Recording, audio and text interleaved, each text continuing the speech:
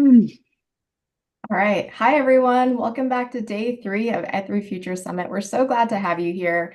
Days 1 and 2 were packed. These EdTech conversations have been insane. They've been so fun.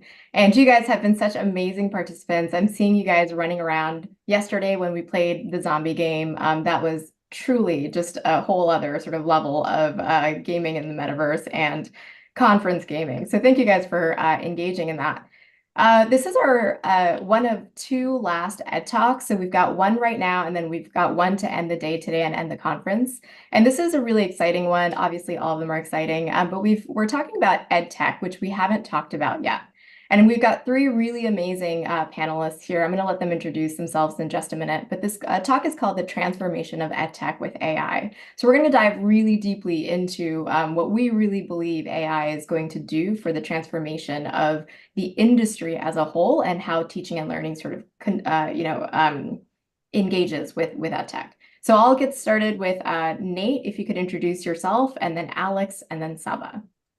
Sure. Good morning, everybody. Excited to be here. Nate McLennan, VP of Strategy and Innovation for Getting Smart, advocacy and advisory group that thinks about what's next in education. My quick background, 25 years in education as a teacher, a leader. I've done a couple ed tech startup projects, and always interested in figuring out how to use technology to increase equity and access for more learners across the world. My name is Alex Sarlin. I am the co-founder of EdTech Insiders, which is a media publication, basically podcast and newsletter about EdTech, as well as the leader of the Discovery program at Cambiar Education, which is a nonprofit focused on educational equity, where I advise and consult with EdTech startups.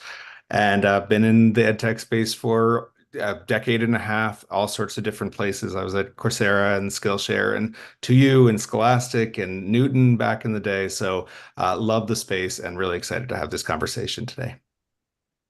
Hi, everyone. I'm Saba, and I started as a high school history teacher, and EdTech is really the reason that today I can say I'm also running my own company. I'm the CEO of Designing Schools, and we look at how to help people not fall into the substitution trap by using design thinking to take a human-centered approach to technology integration. Awesome. Thank you so much. And Saba, are you still in Honduras? Oh my God, no, I'm not, but man, is it going to inform this conversation. I was just going to say there might be some technical issues, some Wi-Fi issues, but good, you're not going to have any. This is an especially special panel because these 3 individuals have been actually advising Ed3DAO in some capacity. Friends to Ed3DAO have been friends to me, and I'm so grateful that they get to be here today and engage with each other. And they're really some of the people that have helped with the strategic growth of Ed3DAO, so thank you guys for that. So let's get started with just a general question about, what are you seeing in ed tech that is different today because of AI that you did not see, let's say, even 2 years ago? And Alex, let's get started with you. Yeah, I mean, the thing that I've been thinking a lot about in this particular space is that AI basically gives everybody superpowers. And it's only beginning to do so, but it is definitely doing so. It allows people to ideate, to create code, to create images, video, text, copy educational content at a scale and a speed that we've just never had before. And one thing that I've seen that I've been really excited about is a rise of a whole new generation of what I call teacherpreneurs, people who are coming out of the classroom, either as an educator or a principal, literally coming right from the school system and saying, these tools allow me to scale what I've been doing in the classroom or do something I never imagined I could do. So that's been the most exciting thing to me is you're seeing, instead of in the old paradigm, to become an entrepreneur took a very specific mindset. You'd have to be very risk tolerant. As a sort of you'd have to be comfortable fundraising and sort of running all around. And you'd have to know tech. You'd have to either do it yourself or be able to connect with a really serious technical, team and founder. Now, I think some of those barriers to entry have really been reduced, especially on the tech side. And you're seeing really amazing entrepreneurs with a lot of deep classroom experience who understand the issues and problems and opportunities in the classroom. That's been thrilling.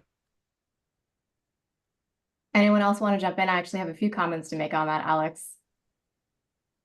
Before you guys I mean, I agree 100% with what Alex is saying. And I think the other thing that at least I'm seeing in our work is that those that are working on sort of what I think about the front end of real world learning and project-based learning, the things that have been more difficult to do in the past, I think AI is going to free up more time to allow great educators to do that work better, either as filling and taking care of mundane things that they have to do, buying them time, increasing relationships with students, or actually enhancing the work of real world learning, project-based learning, getting students out of the classrooms doing authentic work to make a difference in the world. So that's an additive piece that I would say. Yeah, absolutely. So one curiosity that I actually have based on what both you and Alex said, Nate, is number one, if we're pulling educators out of the classroom, how does that reflect on the future of education? So if our best educators that are like the most innovative are like, okay, well, I can't really achieve what I'm trying to achieve here, but I can make an app that I can sell to hundreds of educators. Like, how does that sort of work if that's being perpetuated? And then the second question I have is, you know, and I bet Saba can definitely speak. You know what? Let's start with that question. The second question, I really want to direct this to Nate and Saba, but let's start with that first question, which is like if we're pulling educators out of the classroom and if they're using these tools out, like where does that leave education? I'll start. And Alex, you can comment on that. Sure. I mean, as an ed tech veteran, as somebody who really loves the ed tech field, I do not see that as a problem because I think that education technology is a way to scale what we hope are and what we want to be the best practices in education, so that rather than educators having to do so many things on their own and figure it out, reinvent the wheel, that amazing practices and amazing tools get spread far and wide. So that's going to happen anyway. I'd rather it happen from people who understand education from the inside than others. So, but it's a fair question, and if it starts to happen at enormous scale, then then we might have a problem. I'm really excited about. I actually think it's a really positive development, even for the educator community that is not moving into that space. I'm going to play devil's advocate a little bit on that one because I think it's a twofold thing. I think too, as somebody who had like also made that transition, I think I'm so excited to see this influx of people that have come into the space that are bringing their experiences and all those different pieces. I think it also carries a flip side. I think there's a lot of, me and Brady talk about this a lot. It's one of the reasons why I love Ed3DAO, this idea of like first principles thinking. And I actually saw like an ed tech company just the other day who really pride themselves on having come from the classroom, win an award, and simultaneously in that email announcement say, congratulations, everyone, here's your worksheet generator. And I think there's a real, if you like right now, what I see is like everything that we did back in the early days of the iPads. And that substitution has never been more real with some of like AI is like the most incredible technology. And I think when you look at how people are using it in the entrepreneurship space, I think when those people who are building those companies, when you look at what they are doing for themselves versus what they are putting in the hands of teachers and kids, there is a huge difference on that spectrum. I totally agree, and I appreciate that the substitution trap language is real, and we just we saw it at the air show and ASU GSV where AI was talked about all the time.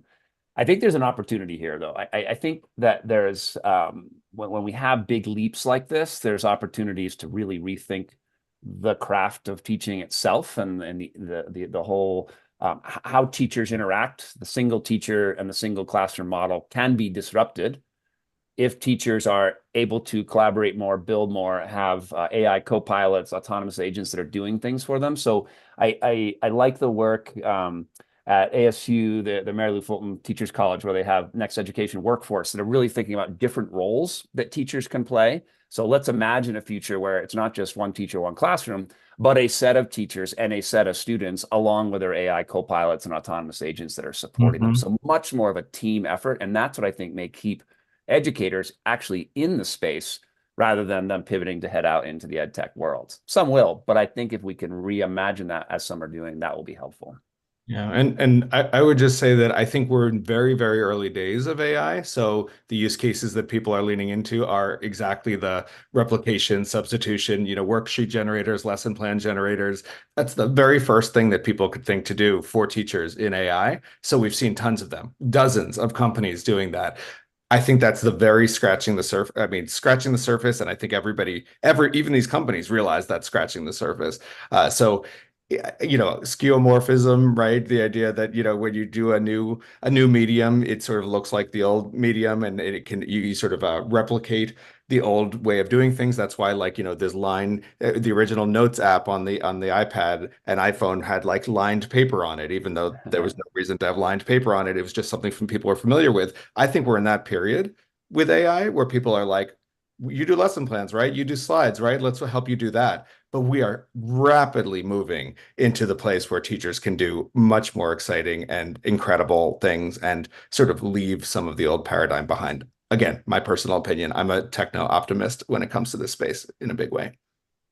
So I know Saba really well, and I know exactly what's going on through her head right now, which is the same thing that's going on through my head, which is, I completely understand the accessibility piece of it, which is like you have to sort of meet people where they are. But at the same time, if we're constantly meeting people where they are, then are we lowering expectations? Are we never able to reimagine what people are actually capable of doing? So if we are serving people, like teachers pay teachers, that the worksheet generator tool, like a lot of the content on there is actually not great content, right? And yet people are buying that in droves. There are districts buying it for their teachers. And I totally understand, like I was a teacher also, it is impossible to keep up with every single thing that you do. It is like one of the most grueling professions ever. And yet, we are not quite changing the role of the teacher. We're just expecting them to do the same things, but more of it. And I wonder if with AI, we're going to end up in a similar place where we're like, okay, well, you can generate your worksheets faster. Great. Generate like more worksheets or, generate more like lesson plans and don't worry about understanding the pedagogy of the lesson plan. Just just do as much as you can that is sort of like more rote and sort of like regressing us back. Now, there are plenty of educators, and one of the beautiful things about Ed3 DAO is that those educators are in our metaverse environment right now, and they're in our they are the innovators, right? They're the ones that like are thinking, well, you know what? I don't want to use AI just for generation, regurgitation of what I was doing before. Let me do something really inventive. And some of those examples are actually like being talked about today in our masterminds and learning labs and Yep. yesterday. But those are the few, right? Those are the sort of like small group of educators that are doing that. And so I guess, my question is, let's actually focus more on the solution than the problem, which is like, how do we actually move away from that? How do we get educators to understand, well, this is actually something that's going to help me be a better human and learn better about pedagogy, be a better educator, and realize and like be able to empower myself to like change my role as an educator rather than just do more of what I was already doing, which might have actually been bad habits and bad practices. I think that's why it's so important to look at the past to be able to inform the present, because I think once you realize this isn't really new, like this is like a decades old debate. Like having come from Apple, like these are things that we talked about like years ago, like for so long. Like there's resources, there's research, there's so many pieces. I did my research in AI like back in 2014. And so like I don't really know that we can say this is new. I think we can say generative AI is very new, and it's very new in the hands of every single individual. And Right. I think when we bring that to the forefront, I think more than putting the responsibility on the educator, I think we can then begin to think about how we support leaders and how I think outside organizations begin to advocate for a new way of being able to do things. I think every single person in their respective role is stuck in some kind of old paradigm. And I think once we begin to realize, like, wait a minute, people are really overwhelmed, people are really burnt out, and the solution isn't something that can just come along and generate something for you a little bit faster. I think the solution is really that more human-centered approach where you come together and be like, okay, but why are we even doing this? Like, there's a lot of things we're doing right now that are borderline toxic, that are creating like really unhealthy relationships. Like Microsoft released that report the other day showing that like 66% of leaders and educators are worried about cheating, and 52% of students are worried about being accused of cheating. I mean, Right. just imagine that dynamic and what that looks like. And it's like, why? Like people were doing project-based learning. I mean, Nate Getting Smart's got like a blog full of people who've been doing this since like way back in the day. Sure, generative generative AI and each iteration of technology allows us to do things a much, much better and relieves more and more of that burden. But I think it's really important to bring to the forefront, especially for a lot of leaders, this is not new. And this has been the pedagogical approach has been happening for a really, really, really long time. Here's a bunch of people you can learn from that are doing this. And let's start bringing those people together to advocate on a larger scale versus sort of working in their independent communities. So, I have a pretty different view of this than I'm hearing because the most innovative people in any space who want to upend the paradigm are playing an incredibly important role, and they're way out ahead. This is true in the original internet. It was true of the mobile era. If you look at tech, it's also true in pedagogical eras when people started to go to project-based learning, or when people started to do constructivism back in the day, or when people started to do, move away from memorization or Latin and Greek. I mean, literally, like there's always people trying to change the paradigm, but the education system, especially in the US, is extremely regimented. Teachers have to do lesson plans. They can't just stop doing them and spend all their time doing other things. So the idea of something that makes the have-tos more efficient and hopefully frees up time to do more interesting things. Hopefully, I'm not saying that'll automatically happen, but it'll hopefully will. We don't have the luxury to just say every teacher should throw up their hands and change the way they teach and how they think about pedagogy and how they think about schooling. Teachers can't do that. They have so many directives that they have to meet, and they know it. They know it better than anybody. So it feels a little bit disingenuous to me to think that we can go to a completely different paradigm of education without building our way towards it with at least some steps. I mean, how would we flip the system tomorrow? It just won't happen. And AI is certainly not the thing that's just going to make it happen, as was VR, as was not, Bitcoin, as was not any TV. I mean, everybody thinks in technology that the new technology is going to change everything overnight, and it never does. But it does change things. It really does change things, and I'm excited. I think we're in early innings on Gen AI, and it's already changing things more than I would have expected. So. Yeah, I mean, replicating old bad practices is never what you want, but some of those bad practices are baked into the system. So it's not up to individual educators to just throw them out and say, "Hey, everybody, I decided I'm not doing lesson plans anymore. I decided that I'm going to teach 3 classes instead of just my 1 class." It's not within their power yet. So we got to empower them. Yeah, let me present a third way to think about this, because I really appreciate, Alex and Saba, your ways of thinking about this. Is that if change is going to happen, I see it in a 3 different ways.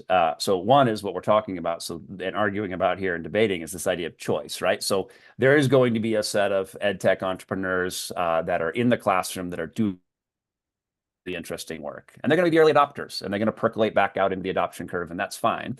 It's not going to cause massive change, though, I think. So the second is the system. So what does the system do to change? And as you said, Alex, the system in the U.S. is very regimented, as it is in many other countries. And that system is a really, really hard system to budge.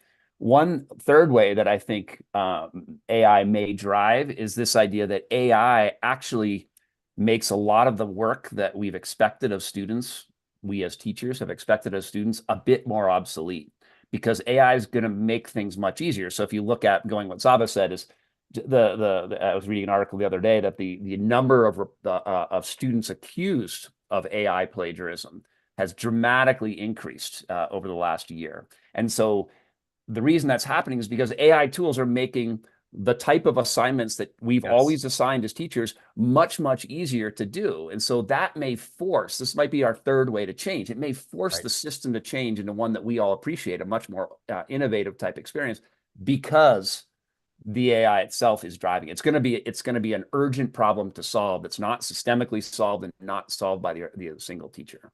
Yes. Yeah, that's a really interesting point, that there is a forcing function here where even if the system doesn't want to change, it's going to have to change. And already there's a lot of changes that have come with the sort of like cheating and things like that. I think there's also like a resistance to change that is happening right now, where, there are still schools and districts that have banned AI in their schools, and they just won't be able to, the way that they can't ban the internet, right? So it's like sort of the evolution of that sort of forcing function. Maybe you can ban the internet, Alex. Yeah. Yeah. A lot of schools have banned the internet for a long time. Yeah, and that's problematic, right? That's really problematic because if Yes. your students are not learning how to function, as digital citizens on the internet or even like make the most of it, then how are they going to succeed in their jobs, right? So yeah, so that's really interesting.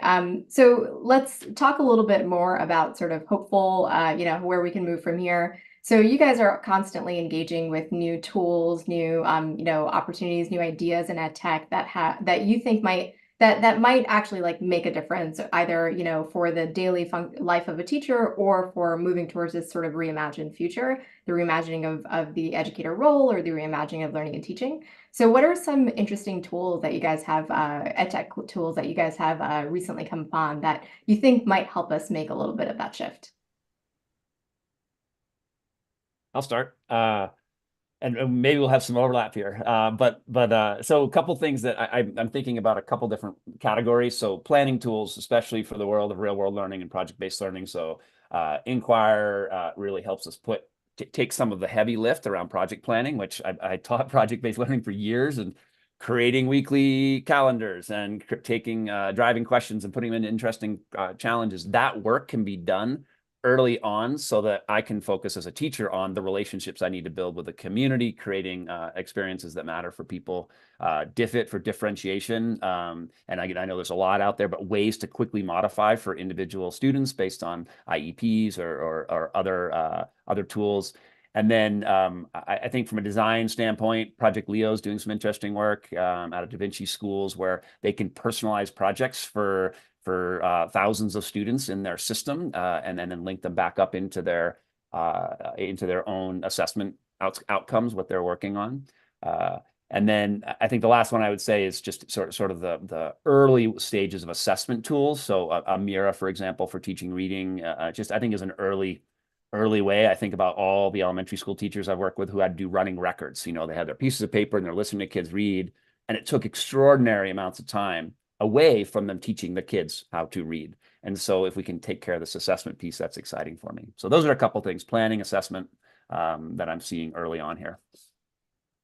Just to repeat what you said, Inkwire, Inkyre,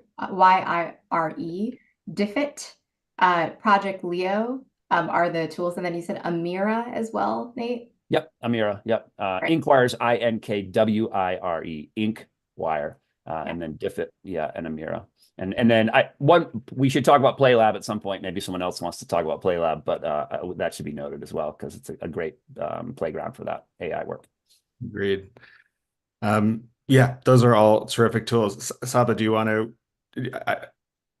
Do you want Yeah, to for go sure. first? I Please. think one of the things that I'm really excited about is how many of these edtech tools can now be done on mobile, which I think makes them so much more accessible. Like I do this one workflow where like people take a video, like they can translate, edit, and caption using Opus. They can, change the language using HeyGen, and like the fact they can do that all from a phone, I think is really, really incredible. And I think one of the things that's done is really open up entry to, I think, young people not having to wait for somebody to put a formal device into their hand. Like there's a very, very low bar of entry, I think, for a lot of people. But I think the one that I really say is Canva. And the reason I love Canva is because, yes, there's AI embedded into the tool, but whether it's you wanting to showcase your work as a video, as an infographic, any type of project, and then turn that all and curate it into a portfolio for free, to me, it's one of the highest quality products out there that has a trajectory going all the way from like kindergarten all the way up to like the highest level of the workforce. Like everybody uses Canva. It's really, really, really given people access to like build businesses and do so many things. And so I think the fact that that's free for education is like by far my favorite. Yeah. Yeah, I love the trend of workforce tools, like professional quality tools like Canva being accessible in classrooms to educators and students because it sort of smooths the, it makes the education relevant. I mean, you're learning exactly the tools that you will use as a professional in a wide variety of fields. So I love that suggestion. I have four that have jumped out to me, and I'm specifically not naming anyone that does the kind of lesson plan generation that we've talked about, even though I think some of those are great. One is a tool called Snorkel that I find really interesting. Snorkel is a tool that allows students to basically record themselves answering problems and then submit that as the assignment. So it's a way to both avoid the cheating issue, but also it's Snorkel, Snorkl. No E in Snorkel, right? But it's a really interesting way to sort of make thinking visible, make the process into the product, which I think is where we're all heading in this AI era. A company called TeachFX is one I really love. TeachFX is a tool for educators. It basically takes all the data that's generated in a classroom, including a Zoom classroom like this, or a in-person classroom, and turns it into data that the teacher can use to understand their practices better. How many open-ended questions did they ask? How many people did the teacher talk too much? Did girls talk as much as boys talk? Really interesting sets of data that we've never had before that allow teachers to examine their own practice. That's TeachFX. There's a tool called Antimatter that I'm really excited about. This actually comes from a very much of a non-educator founder, but they do a whole bunch of interesting things, such as you can create text message conversations between ideas. You can have covalent bonds and ionic bonds texting each other back and forth, and kids can use that as a way to learn. Or there's a tool that does Socratic dialogue with students, so it basically flips the script on regular ChatGPT and asks a learner, what do you know about this? What do you know about that? What do you know about that? What about this? What about that? It makes it a completely different experience. That's all within Antimatter. And the fourth one I really love is this tool called Oko Labs. It's very, very brand new. It's just sort of coming out now, but Oko Labs does an AI facilitator for classrooms. It's a small group facilitator for classrooms run by AI that's all about getting people to talk to one another. So it makes the AI, like in a group like this with 4 people, the AI would say, okay, Riti just said this and Nate just said this. You guys don't agree. Let's talk it out. And it's like really interesting. It expands the capacity of teaching and puts AI in a very different role than we're used to seeing it as sort of the answerer. So all I think very innovative and use cases that showcase the future of where this field might go once we're beyond this early phase.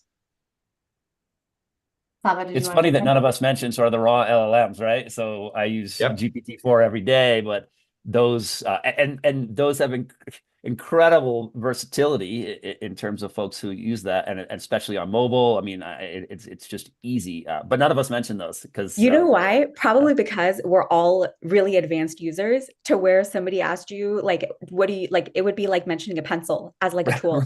I think that would be at least for me, because I use it on the daily. I mean, like Yeah, on the exactly. daily, it's like the foundation of so many different pieces. And so I wonder if like that's why we all went to that higher level of what we're doing versus using that baseline.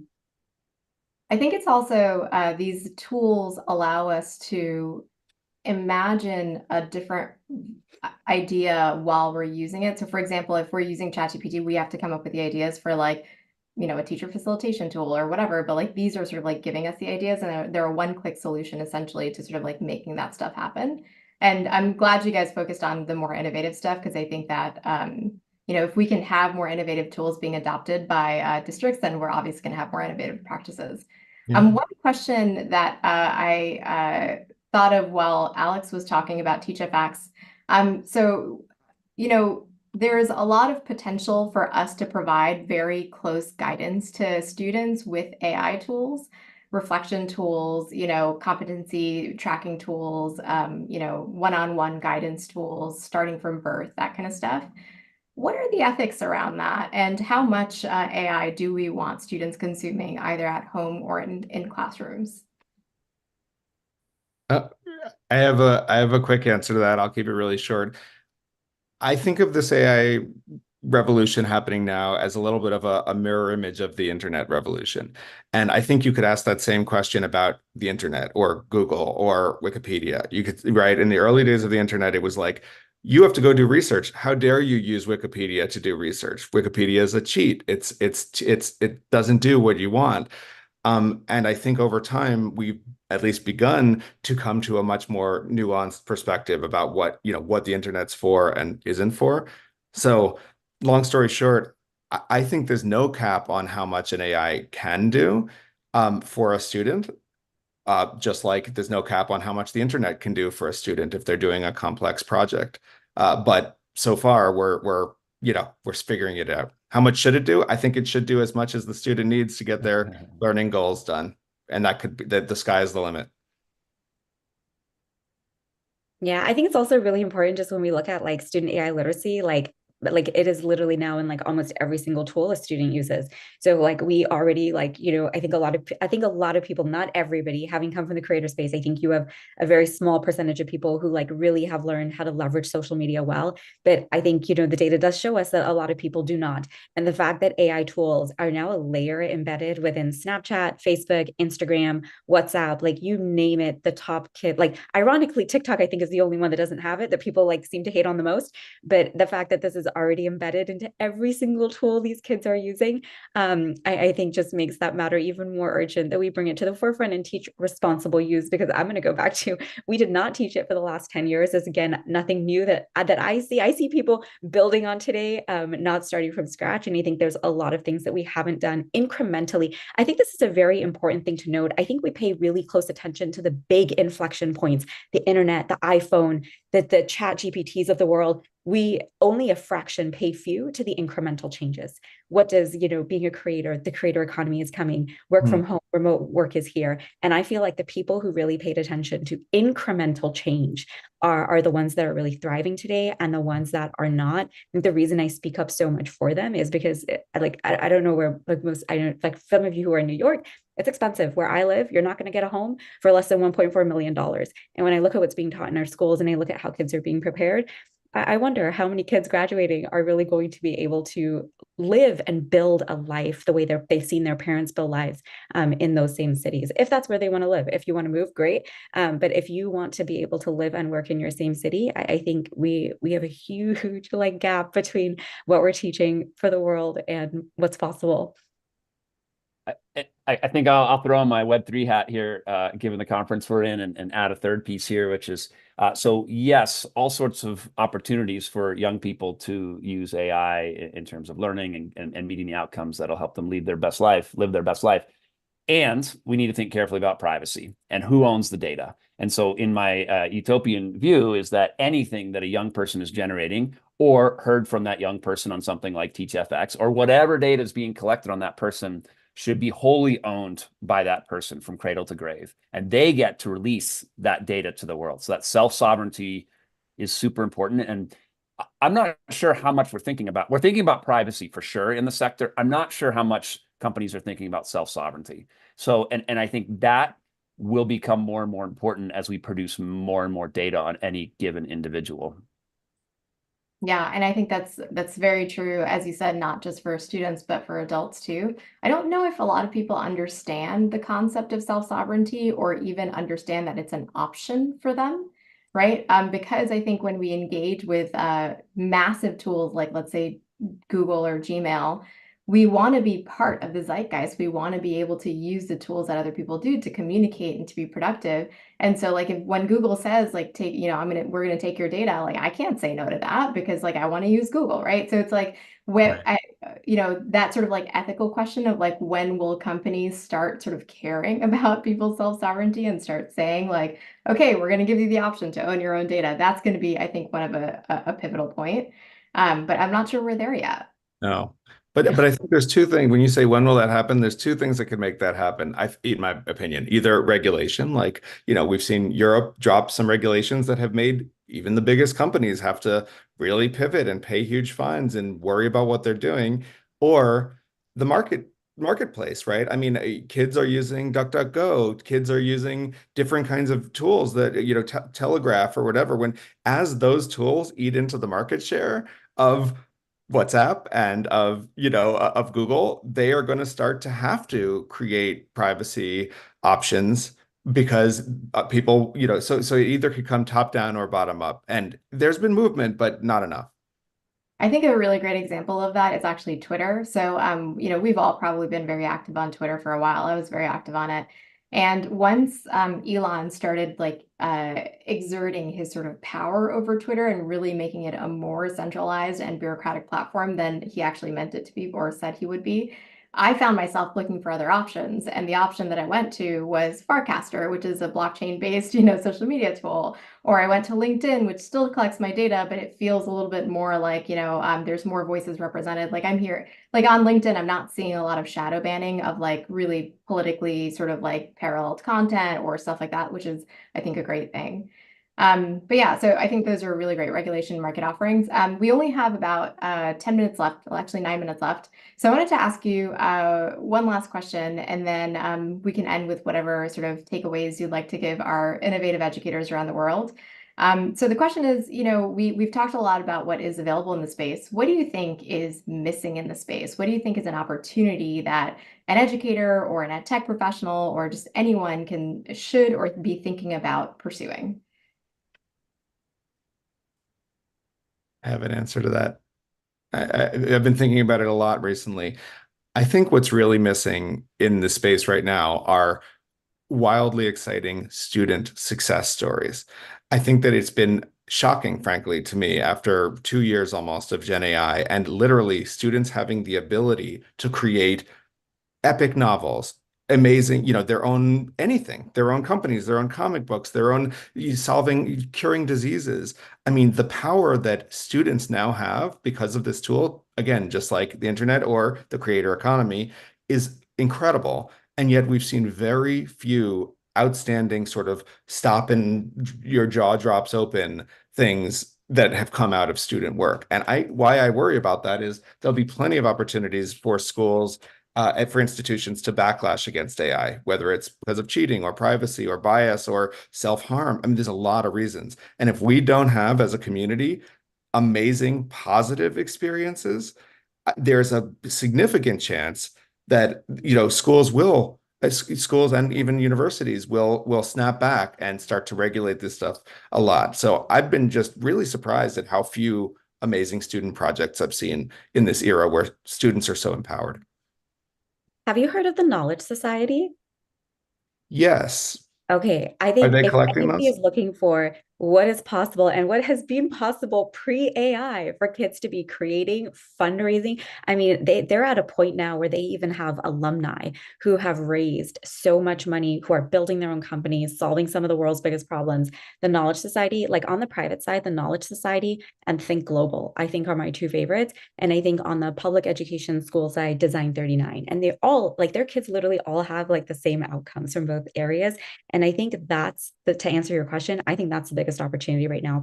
Parents want alternate models. And sure, school, if you are the person who wants to go for that lesson plan generator and you want to stay stuck in the cheating era, I think you're going to, it's sort of the discrepancy we see, I think, in a lot of third world countries, right? Like the people who just can't afford better opportunities end up in like the lowest common denominator space.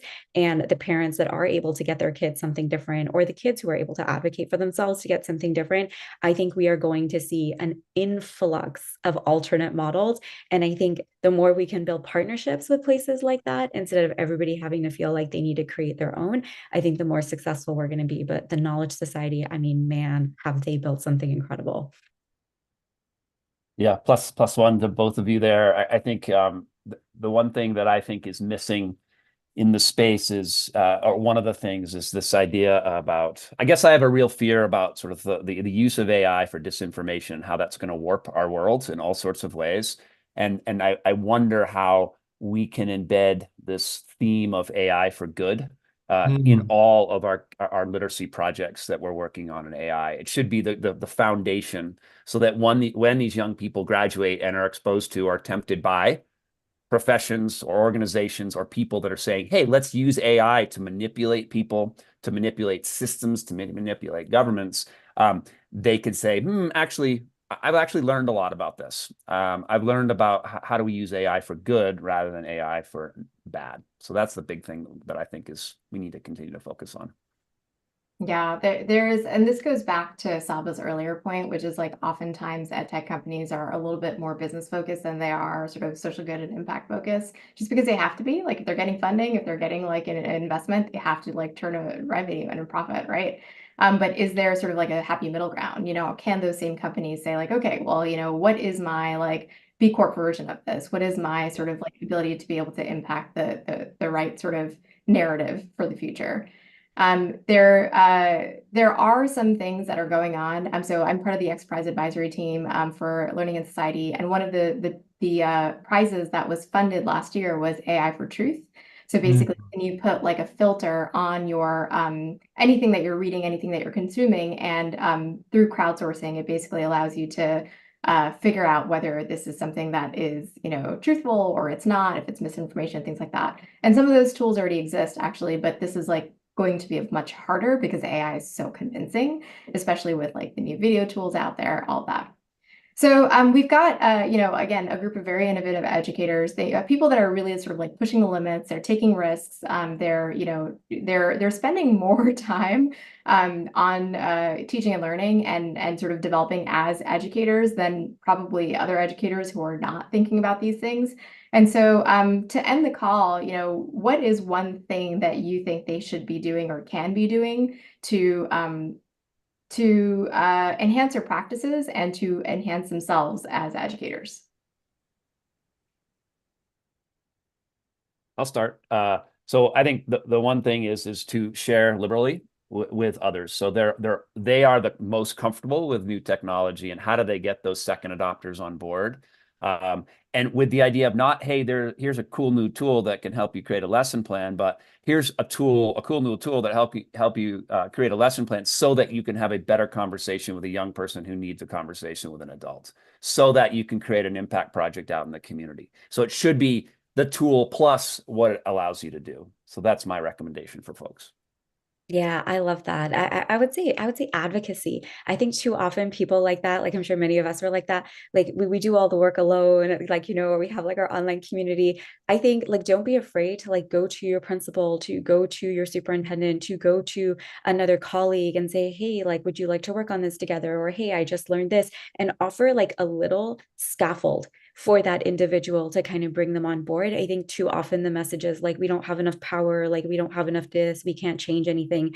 I think, like there's never been a time, when people are so confused about what's next, which is like the sweet spot to be in, to be able to advocate for any kind of new idea. So I think that advocacy, and I think to also know that you don't always have to be either or. Like, I don't feel like you have to leave the classroom to build like a different stream, like income revenue. I feel like we need to create more opportunities for people to be able to have multiple passions, to share in ways and to build things, and to be able to accept that, because even culturally, I don't think that's really accepted in education and outside. And I think the more we do that for educators, the more we'll keep great people in the classroom with kids while allowing them to do other things. Yeah.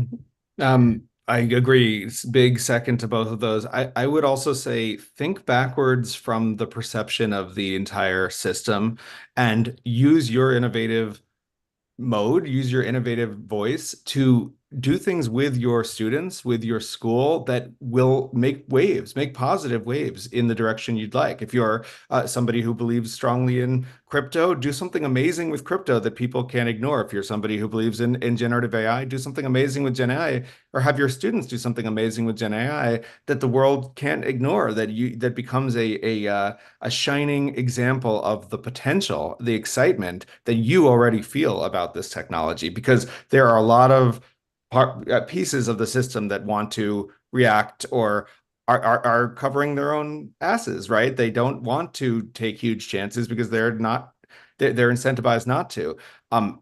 Take those chances for them. Give them something to talk about at their board meeting. Give them something to talk about to their local newspaper because you, as a teacher, did something unbelievable in the classroom. I think that's the way we're actually going to make change happen. Incredible. Thank you guys so much. It was Thank such a you. pleasure to have this conversation. Thank you again for joining us. So I misspoke earlier. We're not having masterminds and learning labs. Today is our unconference day, meaning that our participants are actually going to be creating the learning. And so if you haven't already, there's a platform in the Piazza. It says sign up for day 3 here. It's a Miro board, and you can actually sign up for a session that you want to facilitate, or you can drag a green dot over to the session that has already been proposed and just indicate your interest in that session. And then in 15 minutes, we're going to get started with those things. So you have 15 minutes. If you haven't already checked out that Miro board, go check it out. And then in 15 minutes, we'll get started. We also have a hackathon going on. So very similar to PlayLab. There's another app called Chip. And Scott Myers, who is the founder of Chip, has been a part of our community for 2 years. And so he very graciously offered up a hackathon for us, as well as 3 prizes. So the top 3 GPTs that will be voted on post-conference will get $100 each, and a year-long subscription at Chip.